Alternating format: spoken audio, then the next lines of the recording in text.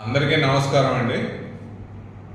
నిన్న విజయనగరం అసెంబ్లీ సెగ్మెంట్లో strong room దగ్గర జరిగిన ఉదంతం ఏదైతే ఉందో దానికి బాధ్యులు ఎవరు?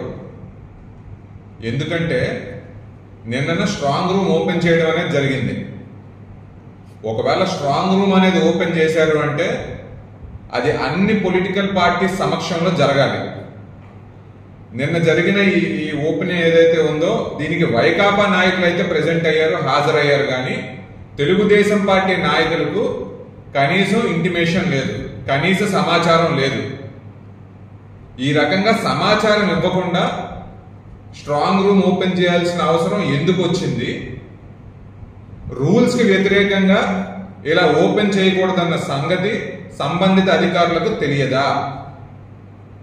ఒకవేళ తెలుగుదేశం పార్టీ నాయకులు రాకపోతే కనీసం ఇంటిమేట్ చేసి సమాచారం ఇచ్చి వాళ్ళు వచ్చినంత వరకు అయినా వెయిట్ చేయాలి కదా. అసలు సమాచారమే ఇవ్వకుండా ఈ రకంగా చేయడం మాత్రం సబబు కాదు.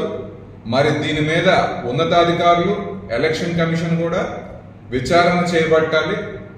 సంబంధిత అధికారులు ఎవరైతే ఉన్నారో వీళ్ళందరి మీద కూడా చర్యలు తీసుకోవాలని చెప్పి ఈ సందర్భంగా నేను తెలియజేస్తున్నాను. అలాగే